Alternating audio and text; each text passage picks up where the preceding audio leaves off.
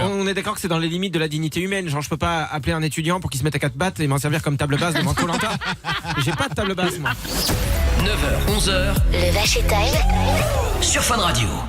Merci Atlas, est-ce que tu peux nous expliquer du coup comment est né le concept de l'appli, sachant qu'avant de s'appeler MyStew, elle avait un autre nom, cette application? Ouais, en fait, on était parti au démarrage sur les accompagnements touristiques et l'idée c'était d'avoir un étudiant qui puisse rejoindre un voyageur local ou international instantanément sur le principe d'une réservation de taxi. Donc je suis dans une ville, j'appuie sur le bouton et j'ai dans les 30 minutes qui viennent un étudiant qui vient me faire visiter la ville. Donc on l'avait appelé à l'origine touriste parce que voilà c'était pour le tourisme. Et puis en fait avec la crise du Covid, on s'est dit mais les étudiants ça va être très compliqué pour eux, le tourisme ça va être très compliqué et il faut qu'on ouvre l'application à l'ensemble des services qu'on peut imaginer, parce que les étudiants ils ont soit des centres d'intérêt, soit ils ont des expertises parce qu'ils font des études.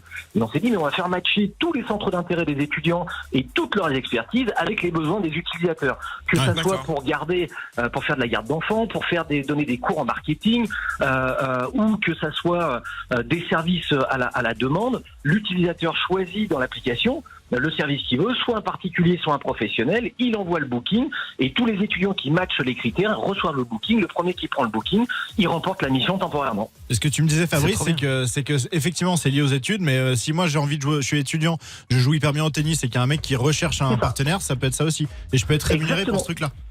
C'est exactement ça. C'est en fait toutes tes compétences, tes centres d'intérêt, tu peux les utiliser, soit parce que tu parles le coréen, soit parce que tu joues au tennis, ou aux échecs, ou au badminton, ou que tu aimes faire du laser game pour les gamins. Il y a plus de 120 services dans l'application. Tu choisis le service que tu veux rendre. Et automatiquement ça match. Et si il y a un utilisateur qui veut une demande sur mesure, il a même la possibilité de dire moi je veux je veux un étudiant qui vienne m'aider dans ma boulangerie demain matin à 8h du matin. Il écrit ça envoie ça à tous les étudiants. L'étudiant qui veut, il match. Il prend le booking et l'utilisateur peut parler avec lui 2 minutes. Aujourd'hui, les bookings sont pris en 2 minutes. Quand un étudiant s'inscrit, il voit le booking, il prend le booking et là, l'utilisateur peut parler avec lui en 2 minutes, même pas en visio, directement dans l'application, se mettre d'accord et démarrer la mission. Moi, je télécharge. Et il y a combien d'étudiants aujourd'hui inscrits à peu près? Alors, on a vraiment démarré l'histoire il y a un peu plus d'un mois, parce que le temps de tout coder, ça a pris du temps. Et là aujourd'hui on a à peu près 1300 étudiants qui sont inscrits dans l'application. On est présent dans 12 villes en France.